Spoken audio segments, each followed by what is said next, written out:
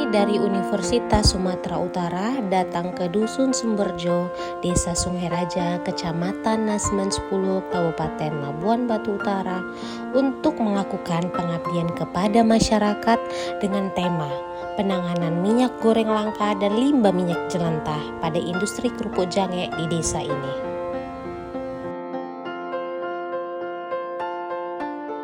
Kami dari Universitas Sumatera Utara datang ke Desa Sungai Raja melakukan pengabdian kepada masyarakat dengan tema penanganan minyak goreng langka dan limbah minyak goreng. Terima kasih.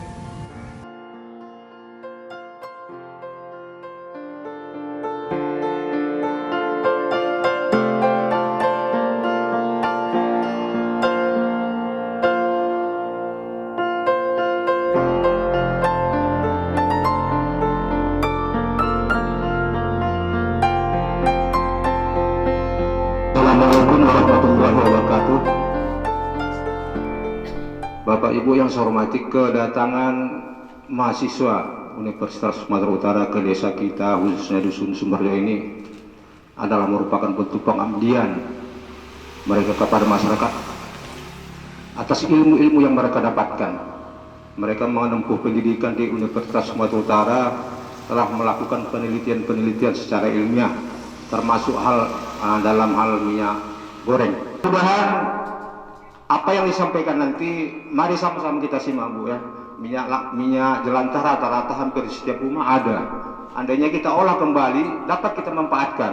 Mudah-mudahan kedatangan dari anak-anak Universitas Sumatera Utara yang dibawa oleh Ibu Dr. Putri Situmorang ke Desa Sungai Raja, khususnya Dusun Sumberjo pada siang hari ini akan membawa manfaat yang banyak bagi kita semua. Saya pikir hanya itu sambutan dari saya. Mudah-mudahan acara kita ini acara yang diridhoi dan diberkahi oleh Allah Subhanahu wa taala, dan kita semua senantiasa dalam lindungannya.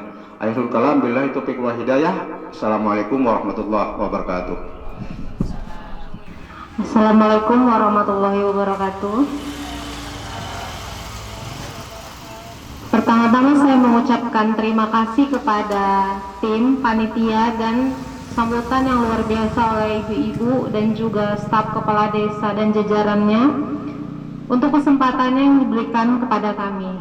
Jadi begini ibu-ibu, tujuan kami datang ke sini adalah dimana salah satu tujuan dari dosen itu harus menyampaikan ilmu pengetahuannya ke masyarakat. Jadi adapun tema yang saya sampaikan adalah limbah minyak goreng dan bagaimana mengatasi jika tidak ada lagi minyak di muka bumi ini. Jadi salah satunya kita harus mengetahui apa itu limbah minyak goreng. Kita mengetahui kalau segala sesuatu yang sudah pernah digoreng itu sudah namanya limbah. Misalnya kita pakai bimoli, sania, udah kita goreng, sisanya sudah namanya minyak jelantah.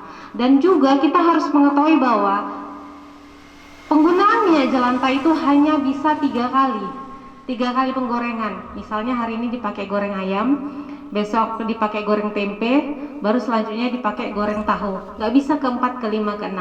Kenapa tidak bisa? Yang pertama akan menyebabkan penyakit yang namanya jantung. Lalu yang kedua menyebabkan obesitas. Lalu yang ketiga menyebabkan stroke. Jadi ketika kita tahu maut itu dari Tuhan. Ketika ada orang tiba-tiba tidur saja, tiba-tiba meninggal, rupanya diperiksa rupanya jantung, kita nggak bisa bilang dia tiba-tiba kena serangan jantung. Kita harus lihat bagaimana 5 tahun 10 tahun yang lalu, dari dia gadis ataupun dari lajang sampai sekarang, apakah dia dimasakkan mamanya selalu pakai minyak jelantah. Itu kita harus kaji sampai sana. Jadi dari sini kami menyampaikan bahaya itu bagi kesehatan. Lalu yang kedua, bagaimana minyak jelantah ini bahaya bagi tanah. Kita nggak boleh buang minyak jelantah di tanah. Ketika kita buang ke tanah, akan mengganggu bagaimana rasa produksi dan kualitas dari tanaman itu sendiri. Contoh adalah sawit. Kenapa sawit di Indonesia murah? Karena apa? Kualitasnya nggak bagus. Kenapa kualitasnya nggak bagus? Berawal dari masyarakatnya. Dia membuang sampah sampai ke tanah bertahun-tahun, ditanamlah sawit, ditanamlah pohon. Jelek kualitas tanamannya, nggak bagus. Kita juga selain masalah politik ya, ekspor impor dan sebagainya, salah satunya adalah kualitasnya yang kurang baik. Lalu yang ketiga adalah minyak jelantah ini dapat menyebabkan gangguan khususnya di alat-alat yang berhubungan dengan besi, contohnya wastafel ataupun contohnya besi. Ketika kita buat minyak jelantah tempat di wastafel, tempat kita bisa nyuci piring, akan menyebabkan namanya macet atau tergumpal ataupun menyebabkan bocor. Kenapa bocor? Karena minyak jelantah ini mengandung suatu zat namanya organoldehyid yang bisa mengikis, sehingga lama-lama pipanya berkurang, ketebalannya lama-lama bocor. Jadi ketika kita punya pipa bocor, kita selalu bilang nggak bagus pipanya beli tempat wah ini, nggak bagus. Kenapa bocor? Bisa saja itu bocor karena kita sering masak, mencuci kuali, ada minyak jelantah sisa-sisa. Nah, itu juga salah satu penyebabnya. Lalu yang kedua, selain dari minyak jelantah, kita harus mengetahui juga bahwa Indonesia juga dilanda dengan namanya kelangkaan minyak goreng. Kita di sini kita tidak membahas masalah politik, yang minyaknya begini, yang begini-begini. Kita bahas dalam segi sains. Jadi ketika suatu minyak goreng di dunia ini misalnya sudah punah, kita punya alternatif lain, yaitu kita harus membuat minyak goreng selain menggunakan minyak goreng kelapa sawit, yaitu bisa menggunakan minyak kelapa atau santan. Kalau sudah pernah buat berarti sudah bisa. Nanti kita praktekkan gimana caranya membuat minyak goreng dari santan. Lalu selanjutnya, ketika menggunakan minyak goreng pertama, kedua, dan ketiga, gorengan pertama, kedua, ketiga, yang ketiga ini harus disaring lagi. Cara menyaringnya ada dua, bisa dengan serai ataupun dengan arang. Nanti kita praktekkan. Dan juga bagaimana sih caranya biar minyak jelantah itu tidak dibuang ke tanah. Kalau anjuran dari pemerintahan Jepang ataupun Eropa itu harus ditaruh kulkas, dibekukan baru dibuang. Tapi ribet seperti itu kayaknya. Ya, jadi itu tanah-tanah mereka itu apa yang ditanam itu subur. Karena apa? Karena mereka nggak buang minyaknya bercecer segala macam. Jadi ditaruh di freezer atau dibeku baru dibuang. Itulah bagaimana cara membuang minyak yang seharusnya kita lakukan. Lalu yang kedua, saya mau tanya nih, ibu-ibu kalau milih minyak jelantah yang bagus itu yang gimana? Apakah yang bening? Atau yang gimana? Gimana sih menyatakan minyak itu bagus? Yang harus kita lihat adalah gumpalan. Jika minyak itu ada gumpalannya, itu minyaknya nggak bagus. Pernah nggak di suatu desa ada yang menyatakan kalau kita jual minyak jelantah sama wak ini dibayar. Ada suatu desa, tidak saya sebutkan namanya, kita punya minyak jelantah nih, dikumpuli dijual balik, itu bisa diproduksi ulang, dijadikan kemasan baru,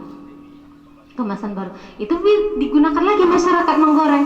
Makanya masyarakat Indonesia banyak yang kena obesitas, kena stroke dan sebagainya. Kita nggak tahu, bisa saja minyak kita seperti minyak mibole dan sebagainya, itu rupanya minyak daur ulang. Dan selanjutnya kita di sini hari ini kegiatan kita dilakukan oleh 2 hari. Hari ini kegiatan kita yang pertama adalah bagaimana menjernihkan minyak jelantah menggunakan arang. Itu nanti alat bahannya disediakan oleh Ibu Panitia. Lalu yang kedua, bagaimana kita membuat minyak kelapa dari santan. Dan juga besoknya kita akan mengolah minyak jelantah jadi produk yang bisa diulang. Yaitu adalah yang pertama lilin, yang nggak akan mati seumur hidup. Lalu yang kedua akan buat sabun mandi. Jadi kalau ada ibu-ibu yang selama ini mandinya cuci mukanya pakai sabun batang, dapatlah ilmu dari sini. Ternyata dibuat dari apa? Dari minyak jelantah. Sabun batang cuci piring. Itu kan ada yang naruh di wajah tuh. Katanya zaman dulu bagus begini-gini. Rupanya terbuat dari apa? Dari minyak jelantah. Besok kita praktekkan cara buatnya. Jadi bisa dibuat sendiri di rumah. Jadi minyak jelantahnya dikumpul-kumpul aja berjerigen-jerigen, jangan dibuang ke lingkungan karena merusak lingkungan. Kita kumpul-kumpul aja itu udah banyak. Kita buat sabun, kita buat lilin. Itu bisa dijual lagi. Dikumpul-kumpul seluruh minyak di Sumberjo RT 1, RT 2, RT 3 dikumpul, masyarakat yang membuat minyak dijual ke kedai-kedai, kan jadi uang. Itu bisa dimanfaatkan daripada dibuang ke tanah, ke lingkungan segala macam. Kita buang di sembarangan tempat. Hal itu bisa menyebabkan gangguan tanah. Baru tiba-tiba rambutan belakang rumah yang biasanya berbuahnya 1000 ini kok enggak. Adalah masalah di tanah itu. Jadi kalau ada bapak ibu, kalau ada masalah dianya itu kena jantung tiba-tiba segala macam, jangan bilang tiba-tiba. Itu kena jantung itu tiba-tiba, nggak bisa. Mungkin dia 5 tahun, 10 tahun yang lalu dia sudah biasa makan tempe goreng segala macam dari minyak goreng atau jelantah. Itu biasanya orang-orang yang jualan ya kan bapak ibu, yang pakai seperti itu. Tapi bagi yang jualan, yang biasanya pakai minyak jelantah itu hanya boleh digunakan 3 kali. Dan pertama kedua tanpa dijernihkan, yang ketiga wajib dijernihkan. Karena apa? Jika tidak dilakukan itu akan menjadi penyakit bagi kita semua. Jadi sampai saat ini aja materi saya. Jadi karena kita ini banyak praktek dan butuh waktu, jadi kita langsung aja ke praktek cara membuat minyak jelantah dari agar jernih, dan juga cara membuat minyak goreng dari kelapa.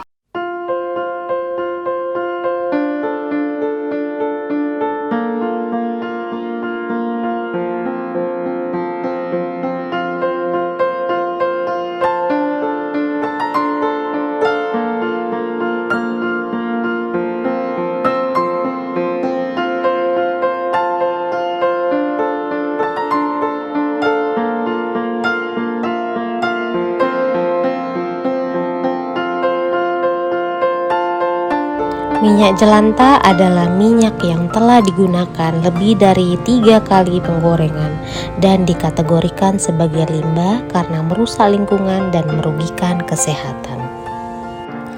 Penjernihan minyak jelantah dapat dilakukan dengan menggunakan arang. Arang yang digunakan adalah arang kayu yang sudah ditumbuk halus lalu dicampurkan dengan minyak jelantah, diaduk dan kemudian dibiarkan selama 1-3 jam. Kelapa dapat digunakan untuk membuat minyak goreng di rumah dengan cara santan kelapa tersebut yang sudah diperas dan dibekukan di freezer dipanaskan terus-menerus sampai mengeluarkan minyak.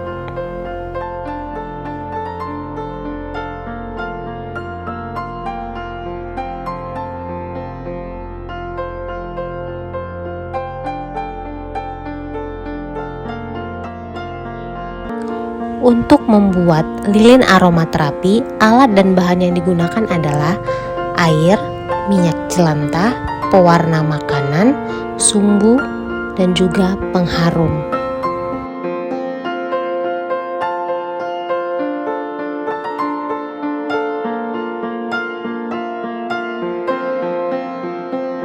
Untuk membuat sabun cuci dari minyak jelantah, alat dan bahan yang digunakan adalah baskom dan pengaduk, air, soda api, minyak jelantah, wangi-wangian, dan cetakan sabun.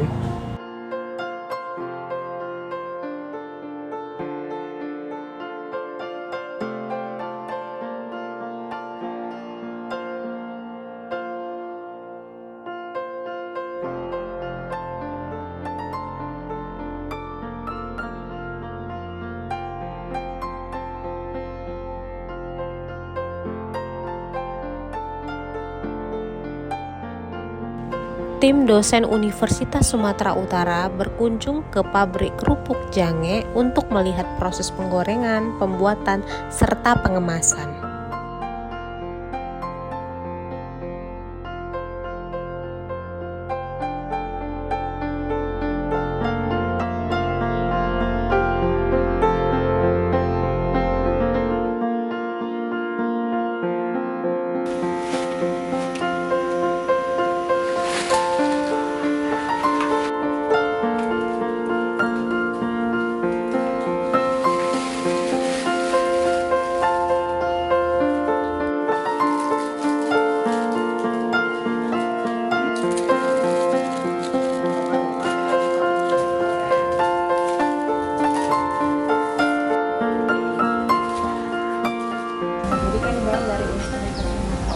Mereka menyarankan ke usaha abang, sebaiknya usaha abang itu dikasih identitas itu misalnya tempel stiker atau apa yang abang letakkan itu nomor handphone ataupun nama usahanya. Jadi saat abang taruh di retail atau di kedai, ada orang Peswan atau orang Simpang Marbo, orang Kota Batu lagi mau berhubung, ada nomornya di telepon, dia sering datang. Jadi orderan semakin banyak. Itu saran dari Universitas Sumatera Utara. Iya.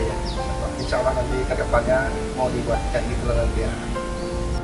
Terima kasih ya Bang, kami pulang. Semoga usahanya lancar ya Bang.